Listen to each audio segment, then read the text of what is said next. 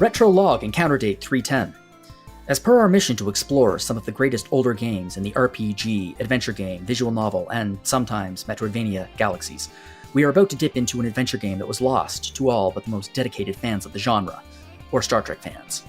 But first, let me introduce the landing party that will be accompanying me on this mission. First up is our science officer, Mr. Took. Live long and prosper. Next up is our chief medical officer, Quinton O'Connor. Hello. And finally, our security officer, fresh out of the academy on his very first mission, Ensign Sollosi. Hi, great to be here. Well, before we get into the game... Captain, I'm detecting a transporter beam to this location. What? My God! Klingons!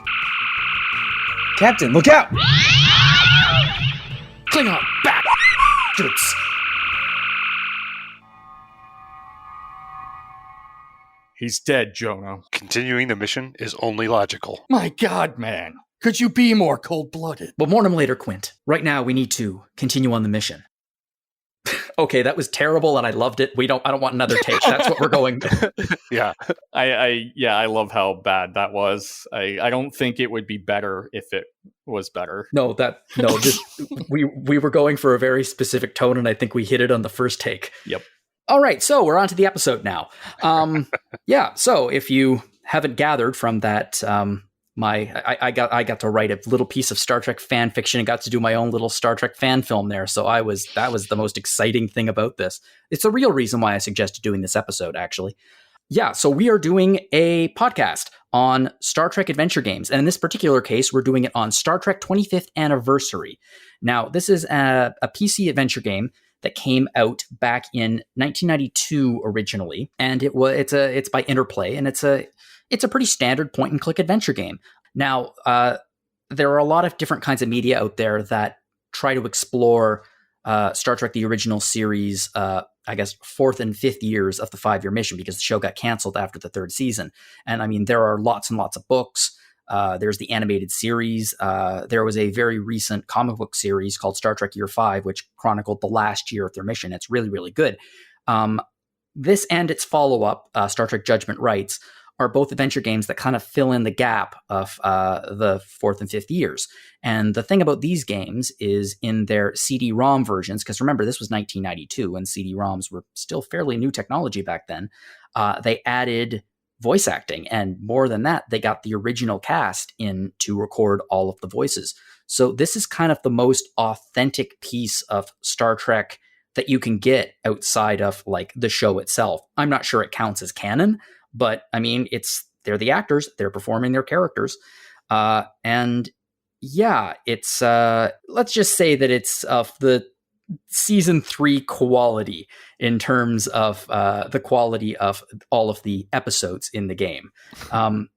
So yeah, the game, rather than being one long story, is much like an actual, season of Star Trek. It's divided into various episodes, 7 of them, in fact. Some of them better than others.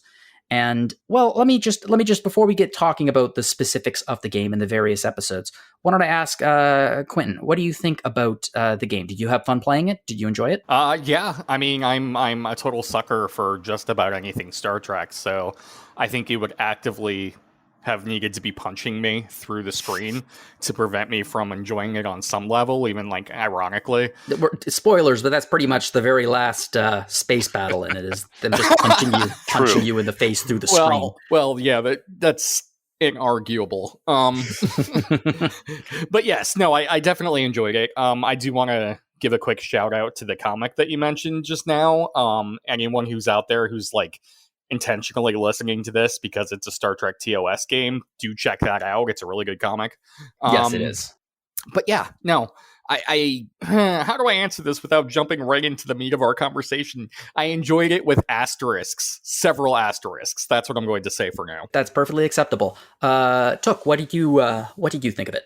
Yeah, same. It definitely took me back to those days of adventure games where sometimes I was really grateful that the internet is a thing now, where it wasn't when this game came out. If I had played it back then, I definitely would have gotten stuck in a few places and just been like, well, I guess I'm never finishing this game.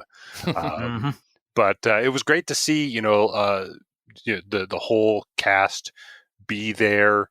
Like you said, maybe not all the performances are at the same level, perhaps, but having seen the animated series, they didn't even bring everybody for that. So at least we got everybody this time around. Yeah. And timeline wise, it was interesting to me in terms of like actual like real world as opposed to in universe timeline. This game came out most of the way through the run of Next Generation. It was after the last of the movies that featured the original cast, or the original series cast. So yeah, it was just interesting to see the timing there. I also I was as I was looking around for things about the 25th anniversary game, I realized that there were also Star Trek 25th anniversary games on NES and Game Boy, and they're very different than this. If anyone's listening and wants to look for this game, make sure you get it off.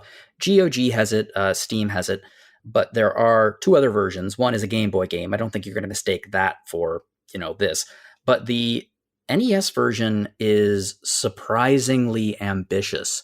I played it, and it's not good, but it really does try to do quite a few things, like more things than you'd expect from an NES licensed game. And this game, like we were talking, you mentioned the voice acting, and like just because the voice actors are all there doesn't necessarily mean that they are delivering exceptional performances.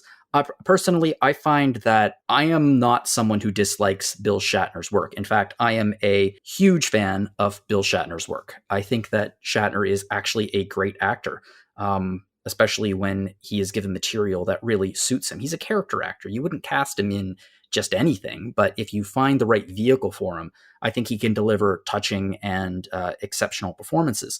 I do not think that he's a particularly good voice actor, however. In both this and in Judgment Rights, which we'll be talking about next week, spoiler, and in the animated series, his voice acting is, I think, some of the weakest of all of the original cast. Yeah, I think, tell me if you guys feel otherwise. I feel like probably Spock is the best. Leonard Nimoy turns in I felt like a pretty good performance. Nimoy, also, I think it's hysterical that sometimes Nimoy's performance doesn't actually match the text on the screen, which means that he read it on the fly and was like, I'm going to be giving this a little bit of a punch up as I go to make it better. I was wondering about that. I remember, like, I think it's in the first mission, like blue sphere, red sphere are referenced, like no, I'm sorry. It's blue ball and red ball. And I'd like to imagine that Nimoy looked at that and like smirked and was like, that's not going to work. So he changes it to sphere.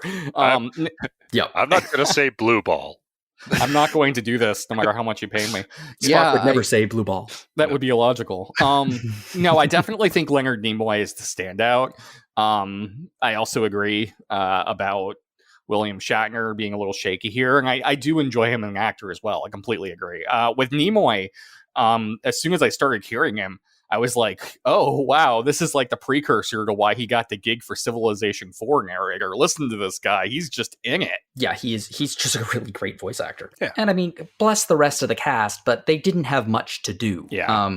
DeForest Kelley probably had the most aside from Shatner and Nimoy, because, I mean, he's on every mission, which I just think is hysterically funny. Just even if he doesn't need to be there, he's always there. Mm-hmm. Yep, always. And Scotty is always on, like, over the comms, which made you wonder, like, sometimes it sounded like it was coming, like, over the phone line. And I was like, hey, maybe it was because, hey, he's just going to be on the comms. It's fine. He's supposed to sound like that. Yeah.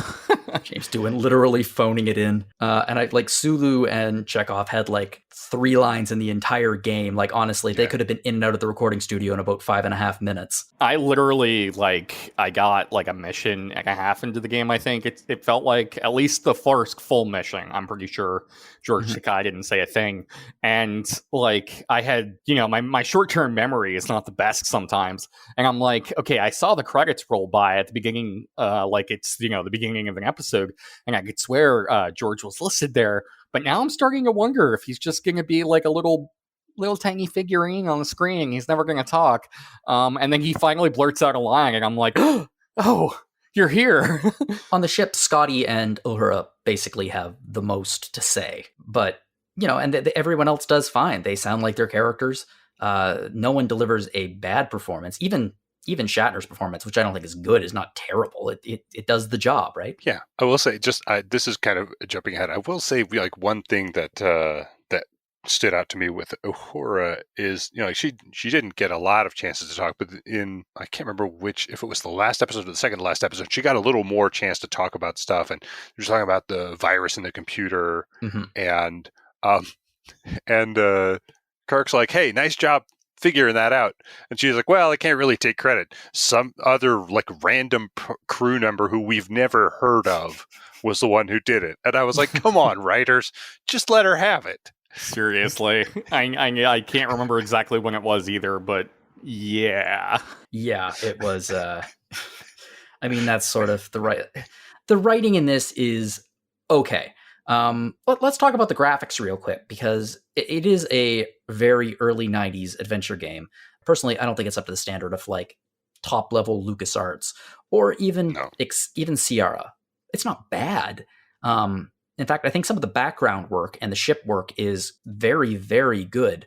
And the animation is fine, but the character models themselves, they always look a little bit too cartoony to me. They don't quite, I don't know, they're a little bit rough. Yeah, and it definitely suffers a little bit from the pixel hunt issues that you see in games with this style of graphics in particular, where there were a couple of times, mentioned with puzzles that I was like, oh, I was supposed to, click on like this exact rock or this exact point on this wall to find this, and unless you maybe if you had the exact right cursor up at the moment, something would sort of flash out at you, but typically no. Yeah, that was something that I'm kind of prepping to talk about as well. I'm glad I'm not alone in that. Like, I feel like while some of the puzzles are just, this is very challenging, just as frequently because of the way that the graphics are handled, I would get stumped because I'd be like, I had clicked on something in the general perimeter of something, like 10 minutes ago, and I'd be like, well, that didn't work. And then I'll have to go back and be like, what if I misclicked and I was right next to it? And then I'll click and I'll be like, gosh darn it, that was the problem. I 100% agree. The pixel hunt in this game is pretty challenging at points, simply because items don't really stand out against the backgrounds in a lot of cases. In a lot of cases, a lot of the items just look like the background. So, like, why would I pick that up? The biggest offender of that, I think, definitely being the old Devil Moon. Yep. I feel like the old Devil Moon is the biggest offender on a few categories. Yeah, we'll get to that. Let's talk quick about, I think one of my favorite things about this game, I think, would be the fact that they actually did MIDI versions of all of the traditional themes from the original series, and they come in at appropriate times. Like, Amok Time, the ba ba ba ba ba ba, but it comes in. It's just very, I really like that, and I think I might sprinkle those into this episode in a few places. Now that I think about it, I'll say this in terms of how charming, and I'm sure if we had played this like right when it came out, charming might not even be the first thing that we thought. We'd just be like, this is so cool. Like the midis, nowadays it's definitely just like vintage charming to me. But the tinny MIDI that keeps playing throughout the game. Let me put it this way. Like, I've been rewatching an episode of Next Gen every night before bed. Little tangent. I watched Genesis yesterday on Halloween, and that was very fitting and terrible. But anyway, so yeah, I've been watching Next Gen. So I'm having the full blown orchestral TNG era version of that medley in my head every night, and it's not sticking nearly as much as 25th anniversaries because it's just so cute. I love it. It's adorable. Also, because this is a Star Trek episode, why not jump into some random Star Trek trivia? I think my favorite part of this episode is the fact that there is a dead ensign at Khan on the bridge, and Data scans him, and he's like, "This has also begun on this person, but he died before the transformation could continue." But we never actually find out what killed him, and it kind of, the only logical person who would have killed him is Riker. Yep. Like, there's this poor ensign who's on the bridge, and you're like, well, who would have killed him? I Star Trek has a long storied history. especially in the original series, which I mean we can get into, as we go through this, but also like by the TNG era it was still happening of, like X random crew member, not necessarily a red shirt usually in the TNG era because they change things around, but somebody dies and there's like not a whole lot of tension involved. But on top of all the other issues that episode Genesis has that are like blatantly apparent and all that, there's like an abnormally meek level of attention paid to the fact that somebody just died. It's like, wow, that's so weird. Look at that weird thing that happened to this guy. That's so weird. Let's walk into the captain's ready room. Hi, Will. Yeah, it's very strange. And it's like, there's no, like, something had to kill him. Who else is on the bridge? Who cares? And that's another thing. It's like, this is a ship full of animals right now. Presumably Worf is hungry. How many of the crew did Worf eat while he was... Anyway, getting back to the game and not onto one of TNG's worst episodes. Yeah. Talking about the sound and the music and those kind of things, I will say, also, it was really nice to hear those original, sound effects of things like the tricorders and the bridge and everything for about 10 minutes. And then it stopped being so nice. I like anytime we were on the bridge of the ship, I was like, oh, I could not work in this environment. Just constant beeps from everywhere. It was a bit much. But hey, they had a really nice bridge. It had been significantly upgraded from the original series, and that's nice for them. I'm happy for them. If they can withstand that torture, then good on them. Yes. The game itself has... Okay, but before we get into the actual episodes, I'll just describe like kind of a basic gameplay loop for each one of the episodes, which is at the beginning, you usually get a message from Starfleet informing you of your mission, which is go here. And they give you some details. You can look up some of those details in Spock's library computer. So if you actually want to get some, like, I don't know, a little bit of information about the planet you're going to, the species you're going to meet, or individuals, you can type their name into the library computer and it will actually give you information. You think this would just be occasionally like, oh, that's interesting. But in one specific case, which we'll be talking about later, if you don't do that, you are out of luck in terms of solving any of the puzzles in that mission. And then you consult a star map, which is literally a star map that came with the game, which I assume is their version of DRM. That's so true. I didn't even think about that. Yeah, because if you go to the wrong star system, you're usually greeted by like multiple Klingons or Romulans or various other aliens who want to destroy you. And you end up in a very, very tough fight. Mm-hmm. Anyway, you usually arrive in the star system. You usually get in a starship battle, which is like kind of like a really weak sauce version of Wing Commander, which is not even remotely as good as Wing Commander, is often very challenging and just stops the game dead. And then after you win, you usually let them go, because being vindictive and chasing them down and killing them is not really the Starfleet way. Although you can do it in some cases, and you will get punished for that. Then you beam over to whatever the location is. So it could be another ship, it could be a planet, it could be a moon, with Spock, McCoy, and a red shirt. A security officer, sorry, not a red shirt, a security officer. Oh, poor Ensign Sollosi. Anyway, you beam over and then you solve some traditional point and click adventure game puzzles where you collect items and build up inventory and use those items on various things. And then at the very end of the mission, you transport back to the Enterprise and you get a debrief from the Admiral. And the Admiral gives you a score. And that score is based on how well you upheld Starfleet ideals. If you were cruel, or if you were mean, or if you let your red shirt die, that will negatively affect your score. Or if you forgot to scan everything in the universe with your tricorder. Yes, you need to scan everything with your tricorder, or you will not get a good score. And may I just say, the score system being so just blatantly score system where she issues you commendation points is like my favorite / least favorite thing about this entire game. Just imagine like Kirk is off on like a mission in an episode and things go uncharacteristically wrong the whole way through, and he just blunders several times and the planet blows up.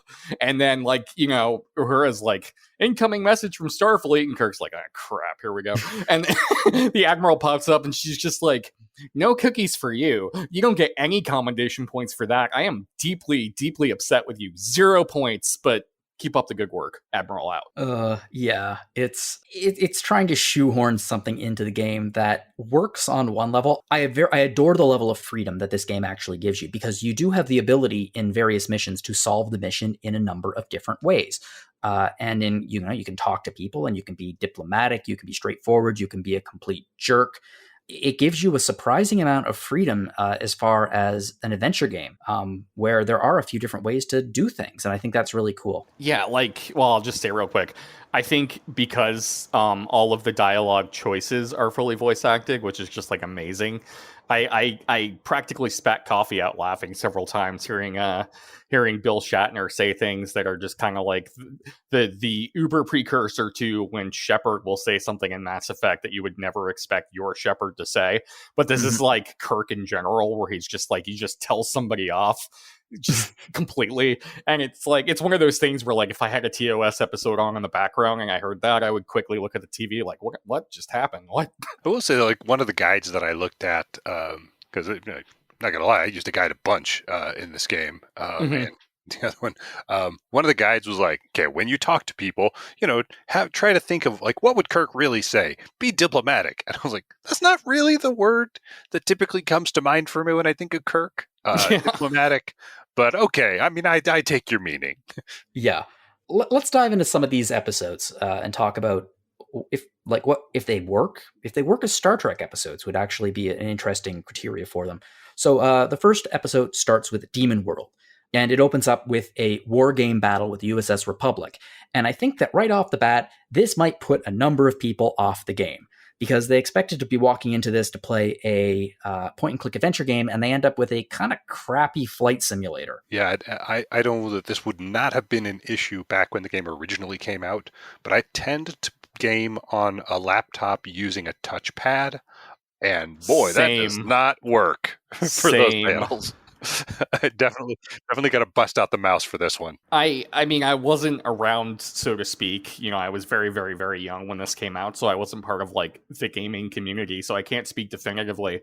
But I generally assume, at least, that a lot of these games had higher completion rates than, the kind of surprising numbers that you see get thrown around by, like, AAA games today, just because it was like, it was an event, Star Trek TOS 25th anniversary, point-and-click adventure. I'm gonna, like, grit and bear anything. But that's definitely one of those openings where, like you said, John, I could see people that are just like, nope.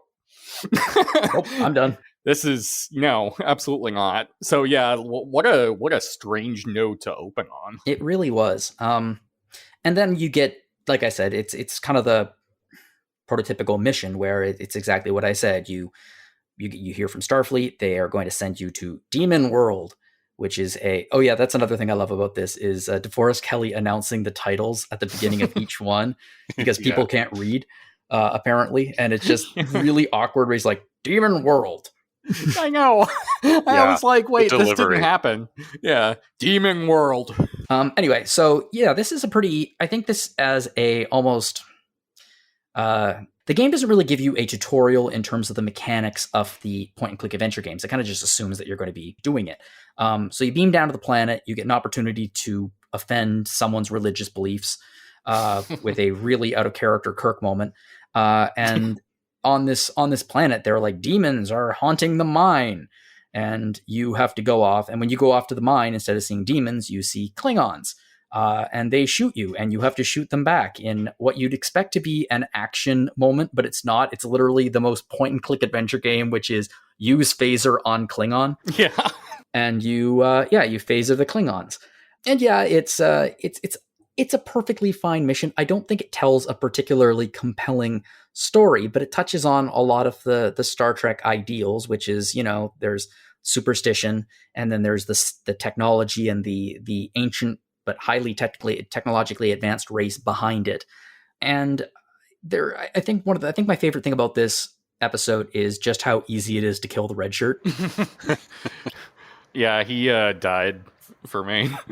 Aw. He's dead. The Admiral gave me like 3 points or whatever. So she's like, try not to kill people next time. I didn't. He definitely died on his own, I swear. I swear, the rock that fell on him did it accidentally. Oh.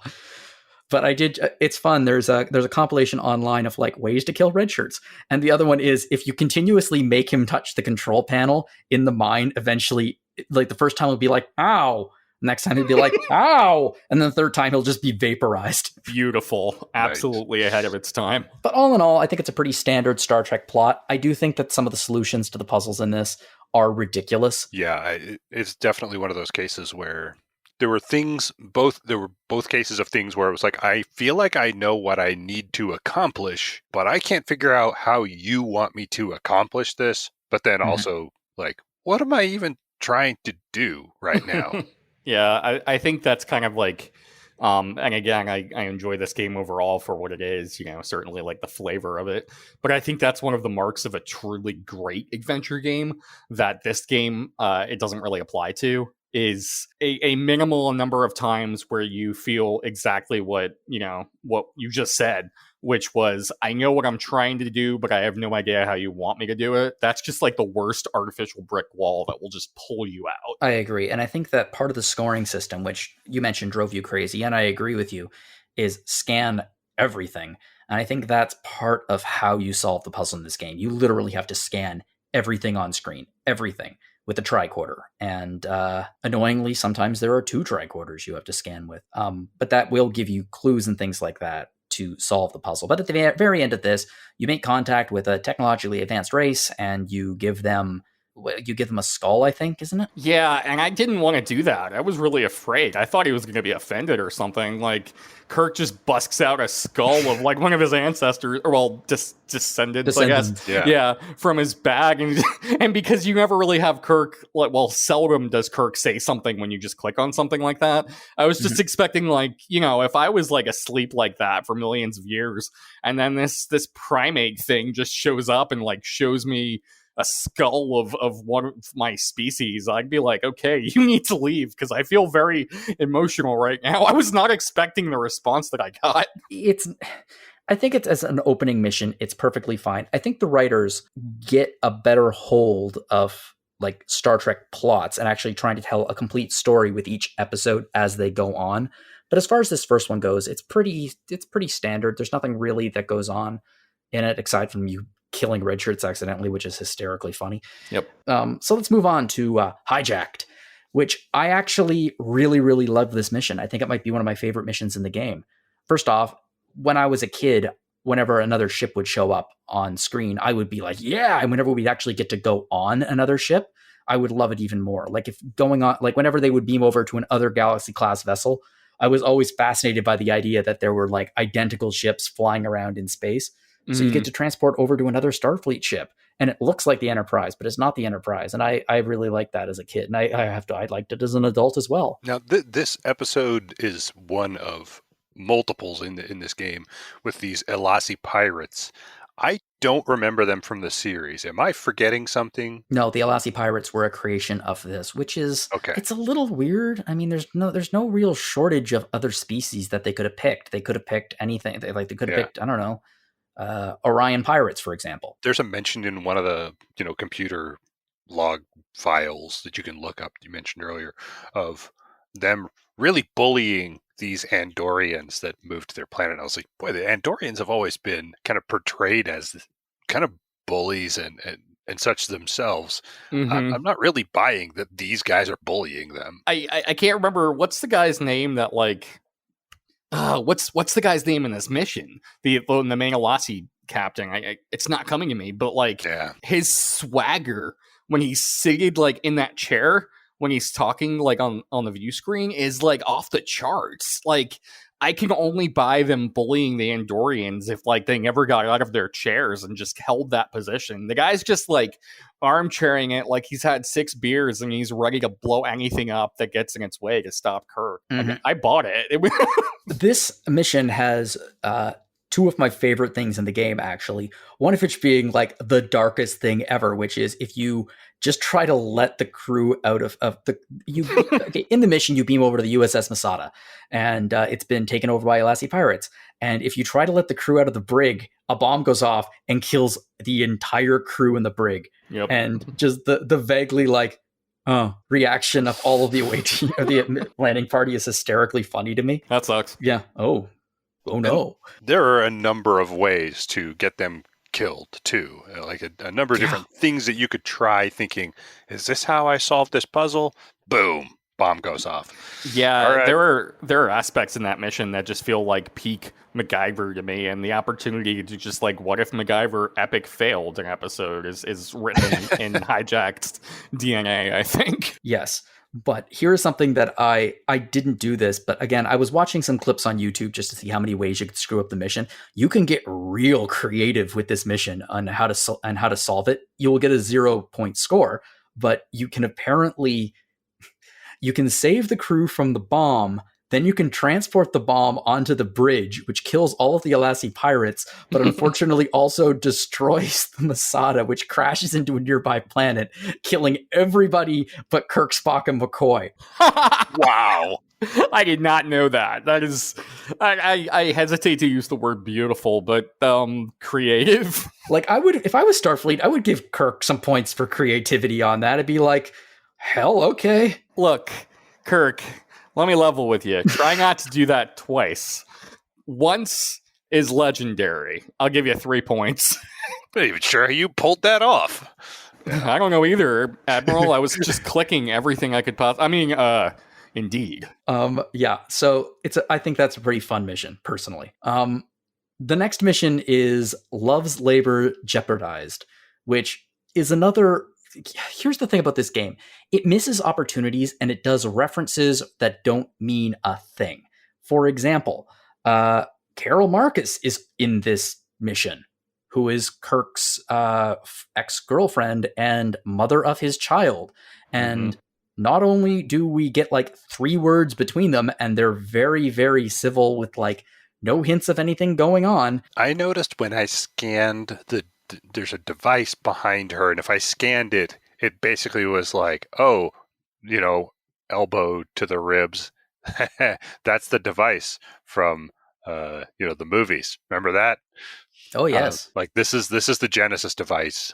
Yeah. And we're before that ever happened. We're winking, but we lack eyes because we kind of forgot that this shouldn't play out the way it goes at all. Right. I was hoping, honestly, just now, like I know it would never happen, but when you were saying that and you were like, there's this device behind her, I was kind of hoping that like David was inside it or something, because there are so many things that are missing here. Why isn't, it's like Jono said, why isn't David, why is this, that, or the other? I mean, I admire that they were trying to do a little, precursor to Wrath of Khan, and I can see where the appeal would be to that. But yeah, it's not, it doesn't really add up. Yeah, but there were like, you're right. Even if like David could have been like standing beside Carol, and Kirk could have had a line where it's like, is that? And Carol would be like, if you say anything, I'll send you out of an airlock. Mm-hmm. Yeah. Just like a thing to make it a little bit more, like she honestly could have been any other scientist. It didn't have to be Carol Marcus. Would this be a weird case of relatively early Star Trek small universe syndrome?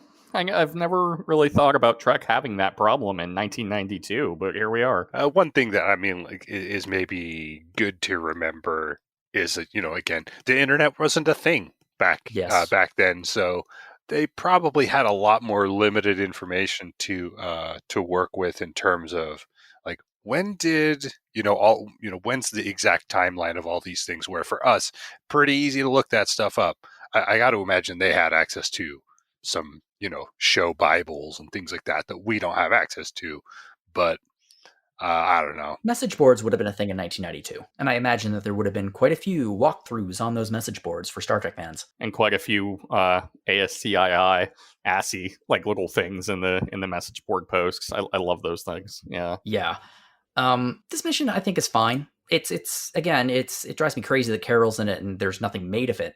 But I do like the fact that Spock gets sick. He gets progressively sicker as the mission goes on, and it actually gives McCoy a real reason to be there.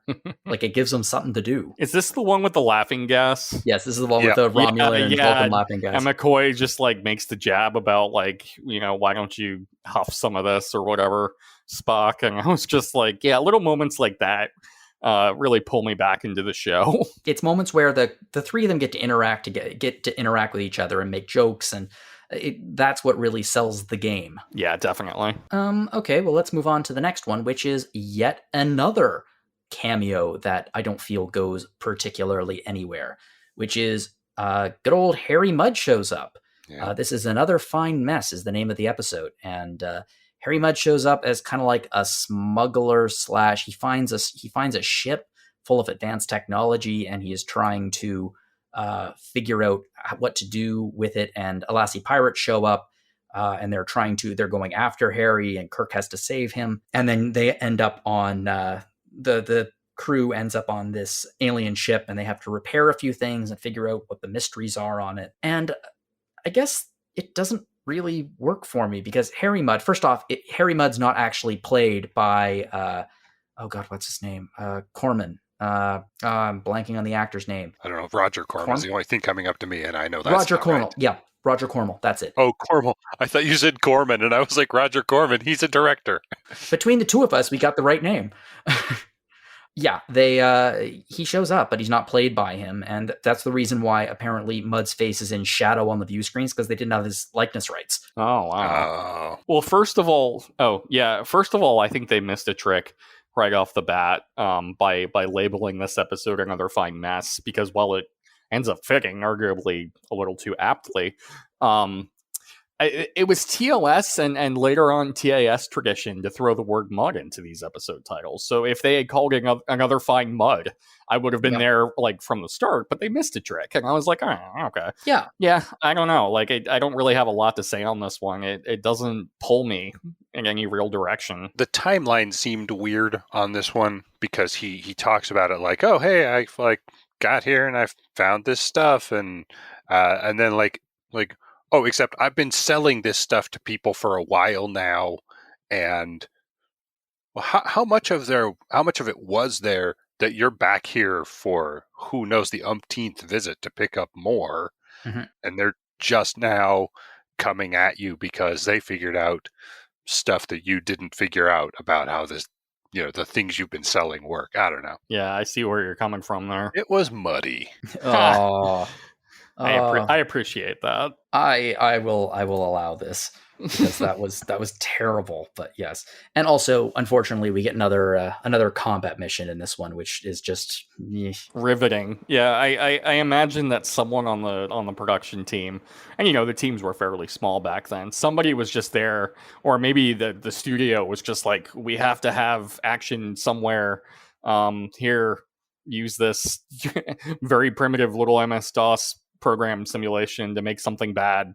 Like, like it's supposed to inspire excitement, but it's just like, oh no, I'm gonna die. I have an odd feeling that what happened here is a classic case of bandwagon, because Wing Commander came out in 1990, probably when this game was just under development. So I feel like someone would be like, we got to get some of that Wing Commander action in here. Oh yeah, you're right. That's probably what happened. Yep. Yeah, and obviously it doesn't work. No. One thing in this mission that was of interest to me was that there's sort of a plot thread that doesn't seem to go anywhere, but I think it's just basically it ends up being just for the points, and that's getting. They have this ship is from some ancient alien race that nobody knows about, and Mudd's been there collecting, doodads and selling them off. But also, as you look around, you figure out that there's this super cool weapon system in the ship that's way better than the stuff you have.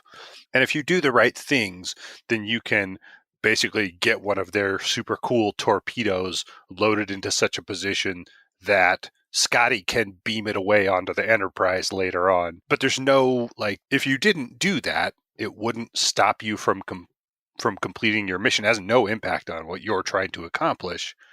And you never use that in the game.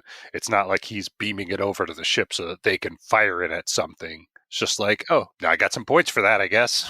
You know what I would love is if, having done that with League, you could just skip the combat mission because the torpedo is super cool and just does the whole thing for you. That would be great. Alas. Unless I'm actually mistaken, I think that's sort of the case. I think, I might be wrong, but I think that picking up various, some of these items and weapons and things in these missions will actually make ship-to-ship combat easier. I don't think that, I don't think he adapts it to your, there's not a one-hit kill, but I think that your photons are a little stronger. I might be wrong about that. I think you might be right because, I just remember when I was looking at guides, because, I totally looked at guides too. Somebody, and I guess they could have been mistaken, but somebody, can't remember which guide it was, or I'd love to credit it, but they said you can blitz through the game, but it's not recommended because the final mission would be super difficult. So I don't know, I feel bad because I don't have a definitive answer, but I would like to think so. I would like to think so, because anything to make the ship combat easier. Yeah, well, let's move on to the fifth mission, which is the Feathered Serpent. And to be completely honest, I think this is the best mission in the game. I think it's the most Star Trek mission of the game. I think it plays with a lot of things that TOS, they did very well, which is a higher being trying to learn humanity's worth. And then we have Klingons on top of that, and their very sick ideas of honor in the original series. And I really like it. I think that it does a lot. I think it tries to actually tell a fairly complete story for this game, and it's a nice change of pace because of it. Yeah, and Quetzalcoatl is definitely an interesting choice.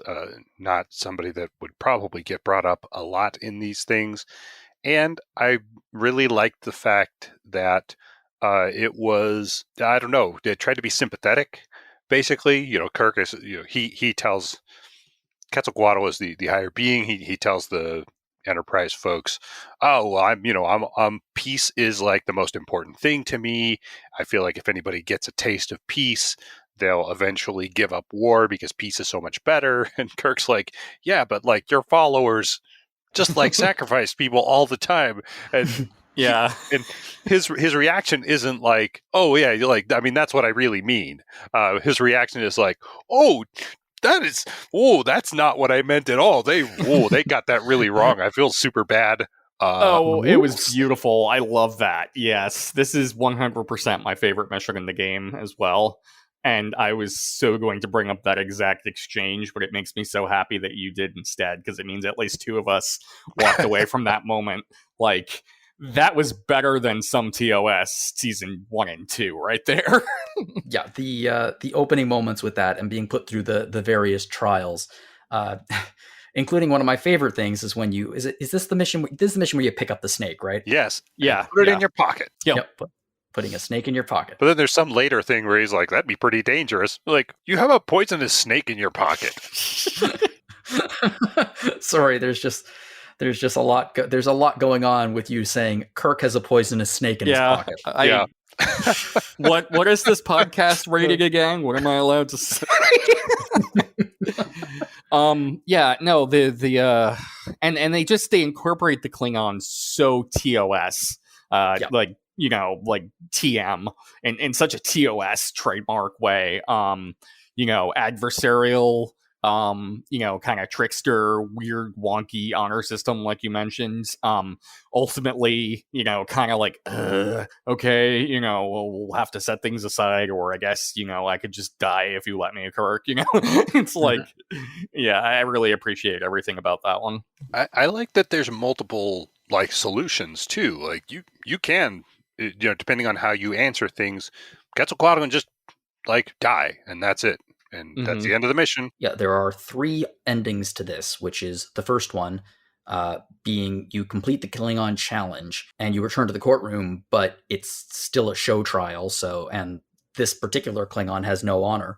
So, he's going to kill Quetzalcoatl to hide his own crime, which was Quetzalcoatl, okay, for those who are listening, Quetzalcoatl kind of brought his message of peace to a Klingon world, and it worked. And then this admiral came along, found out this mission, this message of peace was on the planet, and killed everyone on it. So he committed genocide.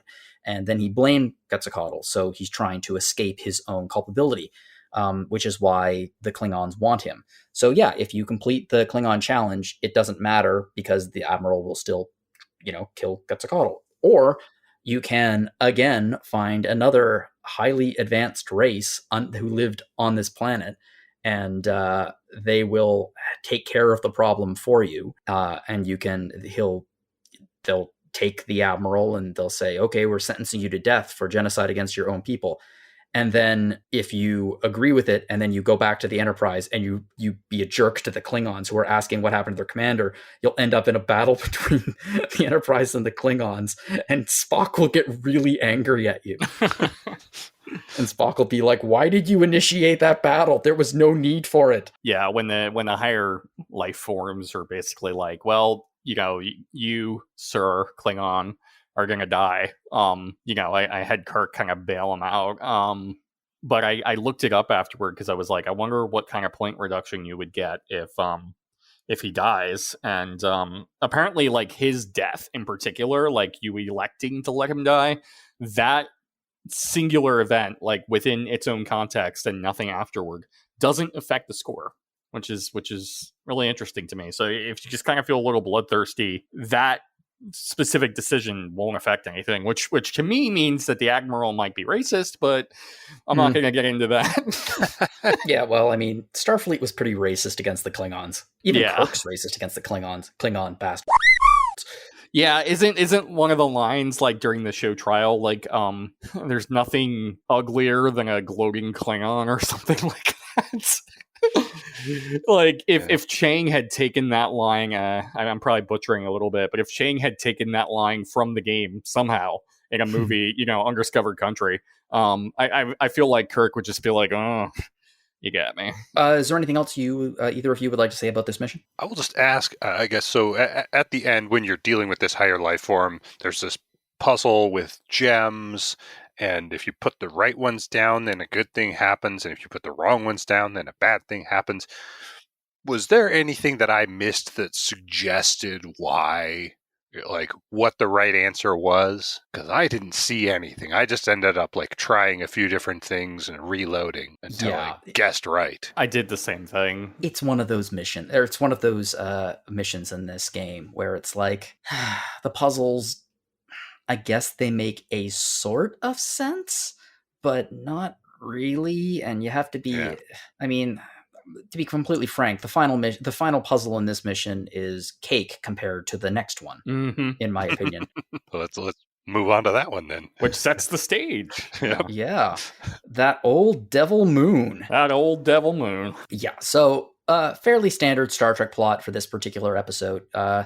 There are unusual signals coming from a moon called Scythe, and this moon is orbiting a planet that used to be a very highly industrial planet, but there was a massive war, and since then it's become technologically backwards. However, you visit this moon and you discover that it houses a missile base, and in fact, because of various, the computers aren't really working that well, there's a good chance that it's going to start launching missiles again back onto the planet, to the civilization that has rebuilt itself. So you have to disarm this missile base. And to do that, you need to get into the missile base. And therein lies the challenge of this stupid mission, which is the race that built this missile base. Their mathematics is based on, help me out here, guys. What is it? Base 3? Yeah, they use base 3, and the other race involved uses base 4, which, as far as I can tell, never matters, but they do make a big deal about it in the computer logs. Yes, exactly. So in order to figure out the various passwords to get into these places, you need to not only realize, oh, okay, here's a number that is significant to this race, you also then need to convert it into base 3. If you don't really have a solid understanding of what base 3 is, don't worry, the game will tell you, and it will not help at all. Yep. I really, really wanted Spock to give me some more help with this mission, and he didn't at all either. He just kind of was like letting Kirk figure it out for himself, I guess. Captain, no Starfleet officer worth their salt would not know Base 3 off the top of their head. Exactly. So yeah, this entire mission has no like character interactions or really anything. It's just you have to get into this base, and to do so, you need to do some, have a rudimentary understanding of some fairly complex mathematics. Yeah, my one of my sort of like personal bars for determining my subjective opinion on the quality of whatever in like a sci-fi show, or in this case game show-ish thing, is if I walk away from a particular plot thinking this trope would have been done way better on X show instead, where it was just, so basically where I'm going with this is with the old Devil Moon, this setup intrigues me. And I think, a much better integrated story here would offer some really nice little philosophical moments and that sort of thing.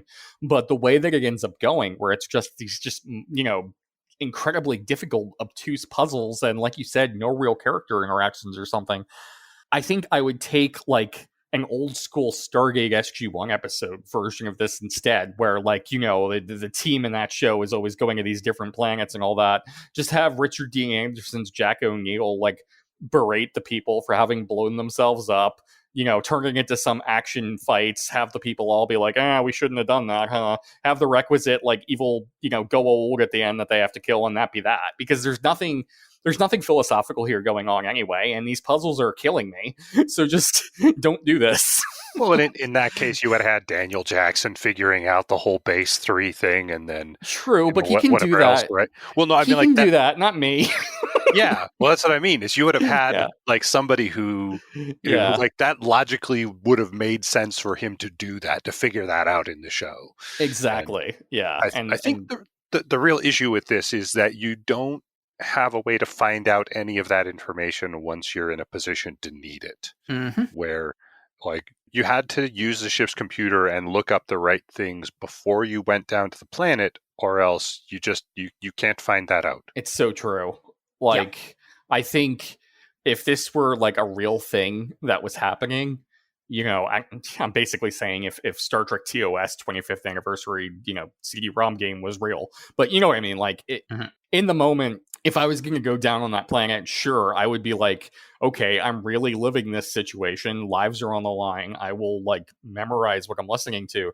But like as a player, I think it's reasonable to kind of want a game, even of this, era, because there were some great, like, said, like LucasArts games and that sort of thing, to give you track of that somehow. Because again, like if this was really happening, Kirk would be like, let me access the computer right now again. Let me just remember this. But that's just not an option because it's not an option. And And they have, I think this is the one where they have that whole virus thing, but they use the communicators and talk up to the ship all the time in this mission. So that's also, a thing like you would think they would say, hey, Kirk to Enterprise. Yeah. Can you tell me more about these people and numbers that might have been significant to them or whatever else? Mm-hmm. It's like with Hijacked, I would, if Kirk was over there and, with like the prefix code, that sort of thing, when you get in, like that's one of those things where like you don't really end up needing to do it, but it would be one of those things like, hey, Enterprise, remind me of those digits again. Like in the old Devil Moon, there's like 10 instances where that should have happened. That should have been an option. Yep. And even if you do complete the puzzles and you do figure out the Base 3 puzzles, then you have to pick up the rocks to make the key card to get into the final room. Yeah. And to do that, you need to realize that you just need to click on the background of the screen. There's no item. It's literally like what looks to be the planet. Yeah. It's just a really poorly designed mission. And frankly speaking, I think it could be taken out of the game, and I would not only would I have not missed it, I think it would have improved the game measurably. It's such a letdown from the Feathered Serpent. It's like, oh. Yes. Well, let's move on to the final mission of the game. And there's a little bit of this. There is a lot going on in this mission. First off, the original version of it was in the non-voiced version, the non-CD-ROM version, which doesn't have any voice acting, which it's really short. It's you show up with the Republic, you beam over, you find the classmate of Kirk who tells you what happened. Then you just go to the planet, and you go to a planet. You're confronted by an exact duplicate of the USS Enterprise. You end up in a battle with it, and you beat it, and that's the end of the mission. So that was the original version, and for the CD-ROM version, they decided to extend it and make it bigger. And so the whole point of this is you find out the USS Republic has been attacked and has been severely, severely damaged, and that almost everyone on board is dead. So you go over and you take a look around, and you find a former Academy classmate of Kirk who is barely alive, but still alive, and she accuses Kirk of killing her and her crew. And you eventually investigate, and you find out that it seems that the Republic was attacked by an exact duplicate of the Enterprise. At that point, the Sollosi pirates show up, and thankfully, at that point, you're able to get the main computer of the Republic back up again. The Enterprise has been called off due to what was the reason again? There was some trade ship somewhere else that sent out a distress beacon, and it was a distress call. Yeah. So yeah, the Enterprise isn't there, so you have to make use with this like broken down ship, and you manage to raise the shields, and then you need to the Sollosi captain is making demands. He wants information from your computer banks, which are pretty much completely destroyed.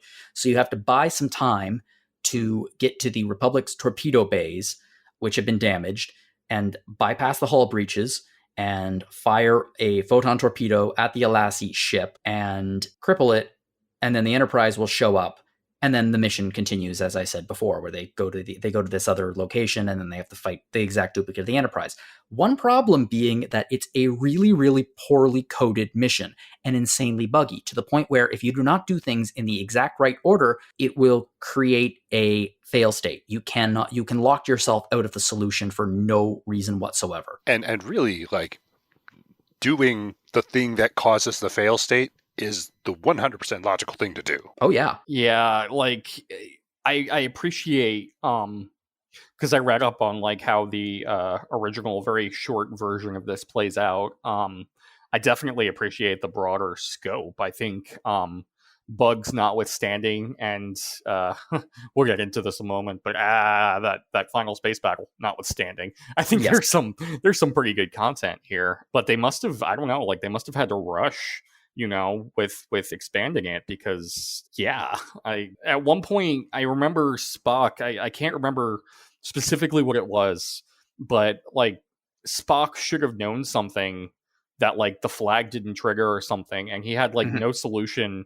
It involved like transporters or something, and that's it. Yeah. Oh, okay. I guess I stepped right into it. Great. Yeah. I experienced it firsthand then. Yeah, I did too. If you raise the shields to the ship, and then the Sollosi show up, Spock will not let you put power to the transporter that you need to transport your security officer to the torpedo bay to fix the torpedo. That's right. So it will lock you out.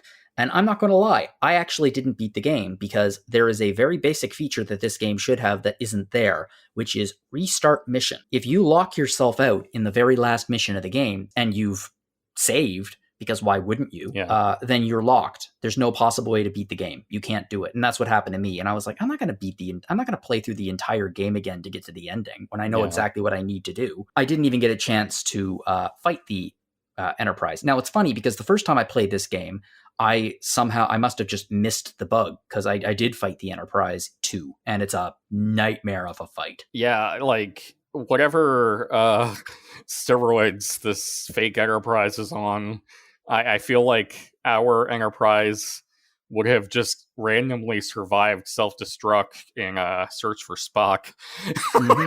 It would not have come flying down a Genesis. It just would have remained, and Kirk would be like, oh, that's weird. Yeah. Because the Enterprise, too, is just a menace. It's a beast. And it has backup. Yeah, it does. The Sollosi pirates, right? Yeah, 2 or 3 of them. Yeah.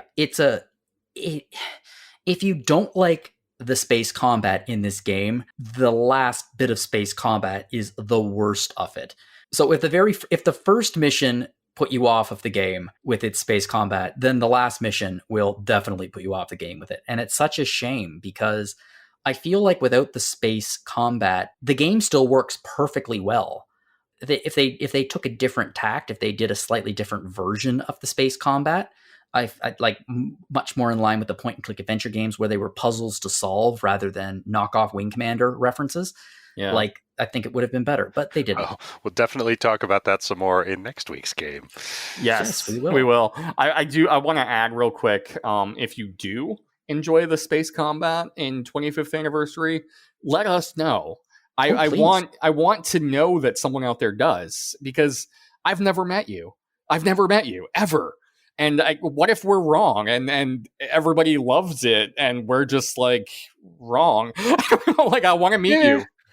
Yeah. I can't imagine it.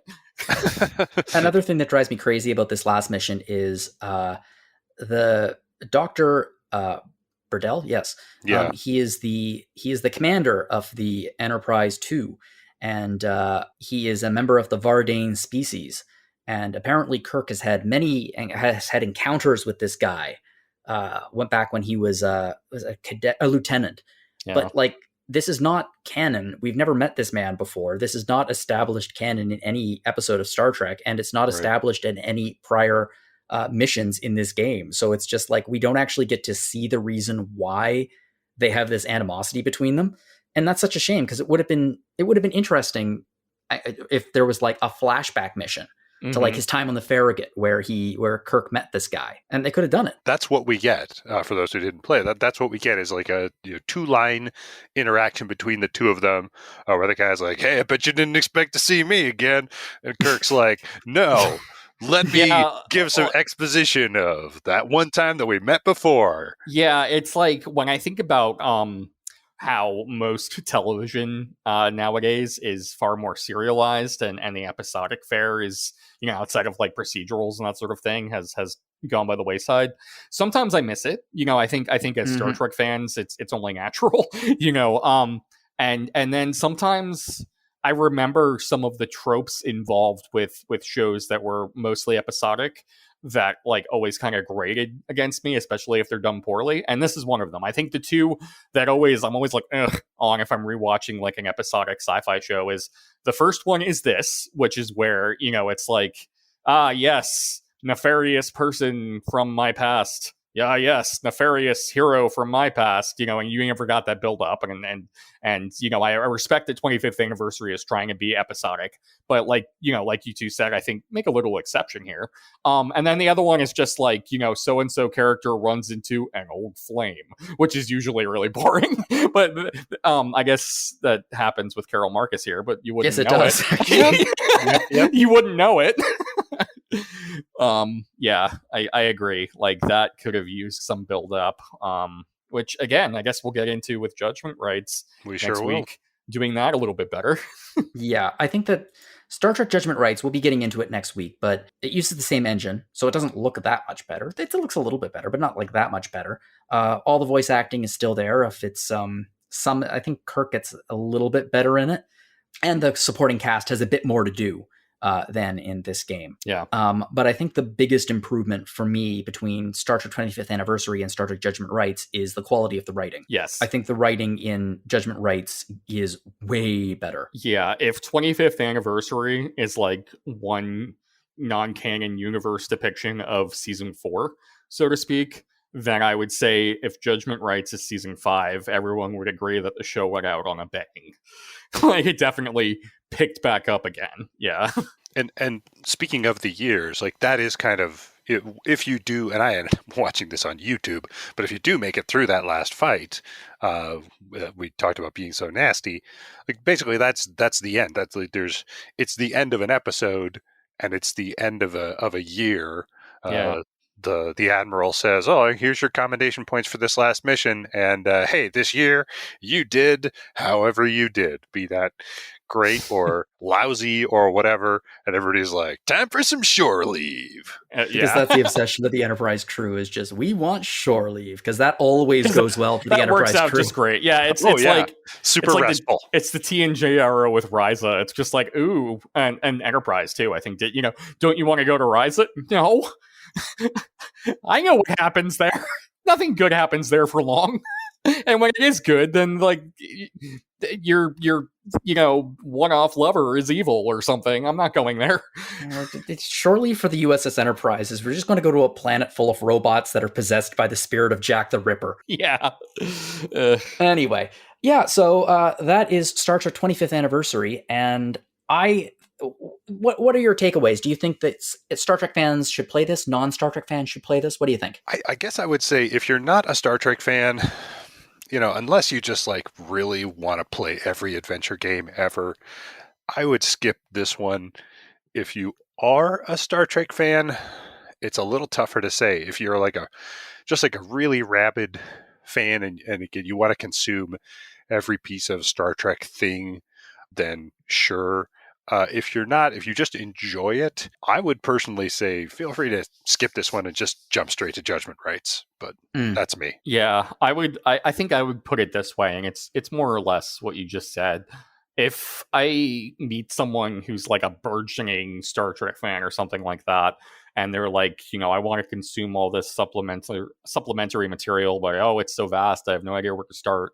Okay, well, let's say I've met this, hypothetical person, which I guess I have in the past, and let's say they enjoy video games and adventure games and that sort of thing. There are kind of 3 tiers of answers I would give.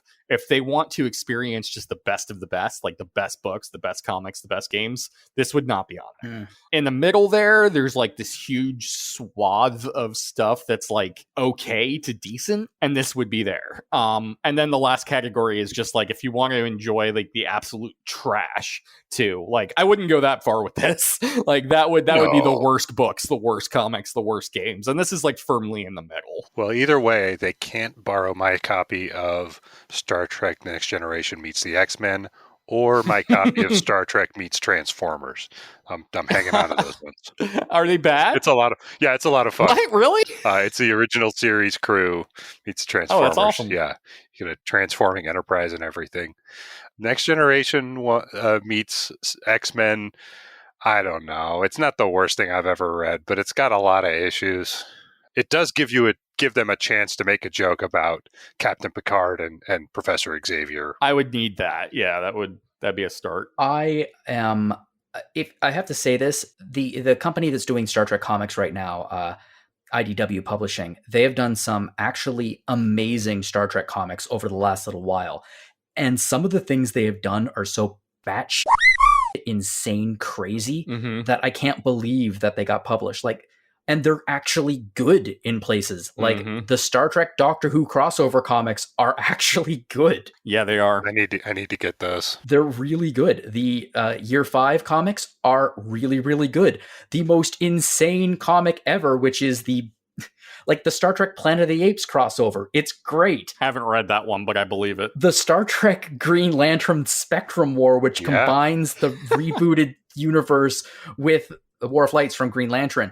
It's great. I think they did 2 series of that, and I enjoyed them both. Yeah, I agree with you. Yep, and they're Star Trek The Next Generation Mirror Broken finally gives us a Mirror Universe USS Enterprise D, and it's really, really good. It's very captivating. Man. Like if you're into the Mirror Universe hijinks at all, this is good stuff. I eat up anything Mirror Universe. I gotta find that one because I haven't yet. It's like IDW is living in another era, and nobody's like bothered to tell them that the No Man's Land Everything Goes of the 1990s is like 20 plus years ago, and nobody cares. They just keep letting them do whatever.